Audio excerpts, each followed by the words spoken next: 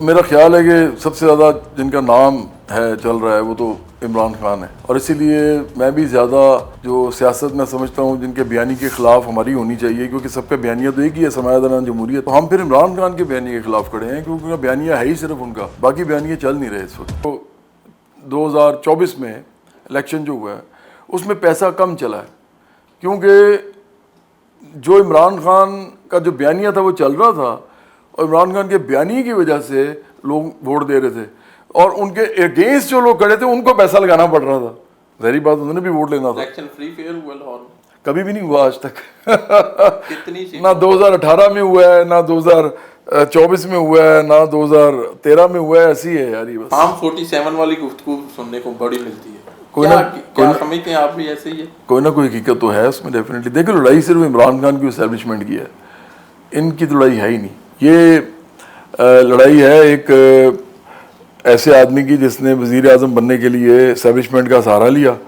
اور بعد میں ان کو آنکھیں دکھائیں تو انہوں نے ابو سائڈ پہ کر دیا، یہ اتنی سی کہانی ہے بس، اس میں یہ باقی پارٹی آتی نہیں ہے، یہ نہیں اس اندر اپنے اندر اس کے تو گھسی ہوتی ہے، ان کا کوئی کام ہی نہیں ہے اس میں، یہ کچھ نہیں کر سکتے اگر اسٹیبلشمنٹ جو ہے وہ عمران خان کے ساتھ پیچ اپ کر لے تو۔ آج بھی کر لیتے؟ ہاں یہ ختم ہو جائے؟ ہاں اس وقت ختم ہو جائیں گے، پھر جب عمران خان سے کچھ نہیں ہوگا تو پھر یہ دوبارہ اٹھ جائیں گے، یہ چلتا رہتا نا۔ وہ کارل مارکس کہتا تھا ہر 5 سال بعد حکمران طبقے یعنی امیر طبقے کے کچھ لوگ الیکشن میں کھڑے ہو جاتے ہیں اور غریب لوگ ان کو ووٹ دیتے ہیں تاکہ یہ جیت کر ہم پہ اسی طرح ظلم کر سکیں جیسے پہلے کرتے تھے۔ ہاں اس وقت پاکستان کا مقبول ترین لیڈر کون ہے، عمران خان، نواز شریف؟ نہیں، اس وقت تو میرا خیال ہے کہ سب سے زیادہ جن کا نام ہے چل رہا ہے وہ تو عمران خان ہے، اور اسی لیے میں بھی زیادہ جو سیاست میں سمجھتا ہوں جن کے بیانی کے خلاف ہماری ہونی چاہیے، کیونکہ سب کا بیانیہ تو ایک ہی ہے، سرمایہ داران جمہوریت، سرمایہ دارانہ جمہوریت کے خلاف سوشلزم کھڑا ہے، تو ہم پھر عمران خان کے بیانیے کے خلاف کھڑے ہیں، کیونکہ بیانیہ ہے ہی صرف ان کا، باقی بیانیے چل نہیں رہے اس وقت۔ ہاں ایک بیانیہ اور ہے، وہ ریاست کا بیانیہ ہے، وہ ریاست کا بیانیہ جو وہ تگڑا ہوا ہے اس دفعہ ایران اور سعودی عرب والا واقعہ جو ہوا ہے، وہ تو ظاہر ہے نا بہت اچھے طریقے سے ہینڈل کیا، آپ بالکل ہم پاکستانی ہیں، اس میں کوئی شک نہیں ہے، ہمارا جو فیلڈ مارشل صاحب ہیں جنرل عاصم منیر صاحب، انہوں نے بہت کوئی شک نہیں ہے، عمدہ کام کیا، کوئی میں شک کہتا ہوں نہیں کہ پاکستان کی تاریخ میں ایسا کام نہیں۔ اور میرا تو خیال ہے کہ دیکھیں اگر شہباز شریف ہوتے صرف، اور دوسرے نمبر میں کہتا ہوں شہباز شریف کو بھی میں سائڈ پہ کر کے، اس میں فیلڈ مارشل کیونکہ سارا پاور کا منبع ہی ان کے پاس ہے نا، اس میں سب کو پتہ ہے، تو ڈیسیژن بھی انہوں نے لینے ہیں وہ، اور پھر بیوروکریسی جو پاکستان کی ہے، وہ جو فورن آفس خاص طور پہ جو کام کر رہا تھا، ان لوگوں نے جو کام کیا ہے نا اس کی وجہ سے ہوا ہے، اور شہباز شریف جو تھے وہ ساتھ تھے، ان کو بھی کریڈٹ مل گیا، لیکن اگر شہباز شریف اکیلے ہوتے اور یہ نہ ہوتے تو مشکل تھا۔ نہیں، وہ کہتے ہیں نواز شریف صاحب بھی بیک اینڈ پہ کام کر رہے تھے۔ ہاں یار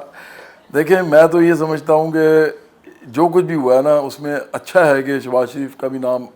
لگ گیا ساتھ، تو یہ خوش ہوں، اور سارے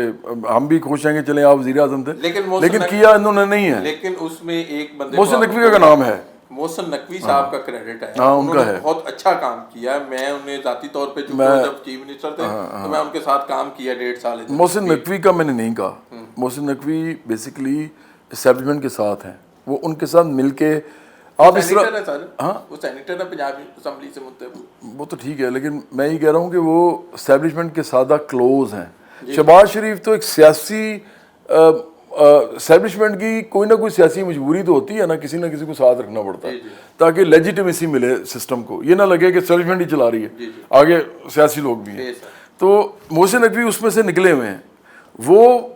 سیاسی طور پہ نہیں ہے ساتھ، وہ شخصی طور پہ ساتھ ہیں، جو مجھے پتہ لگتا ہے اور جو میرے معلومات ہیں۔ ٹھیک ہے، جواد صاحب، اقرار صاحب نے تو پھر پارٹی کا اپنی کا کچھ نہیں بننا، آخر میں کوئی ان کے لیے کوئی مشورہ ہی دے دیں کہ وہ کیا کریں؟ کیوں، کس نے کہا ہے کہ نہیں بننا ہے یار؟ آپ خود کہتے ہیں، میں نے ان سے ادھر پریس کلب میں آئے تھے، میں نے ان سے سوال کیا تھا، میرا ہی سوال تھا، شامی صاحب بھی وہاں پہ بیٹھے تھے، میں نے انہیں کہا تھا کہ اگر سر آپ نے کچھ نہیں کرنا، پرائم منسٹر نہیں بننا، پارٹی کا چیئرمین نہیں بننا، تو پھر یونیورسٹی بنا لیں کوئی لوگوں کو تربیت کے لیے۔ اچھا، وہ تو میں نے آپ کو کہا ہے، میرا مشورہ یہی ہے کہ اگر اقرار واقعی سیریسلی سیاست کرنا چاہتے ہیں، نظریاتی سیاست کرنا چاہتے ہیں، خطرے مول لینا چاہتے ہیں، حکمران طبقے کے سامنے کھڑے ہونا چاہتے ہیں، تو ان کو پارٹی میں عہدیداری لینی پڑے گی۔ اگر وہ نہیں لیں گے تو پھر آپ کا مشورہ ٹھیک ہے، یونیورسٹی بنانا بہتر ہے پھر۔ ظاہر ہے پھر یہی ہو سکتا ہے کہ تربیت ہی کرنی ہے نا. ہاں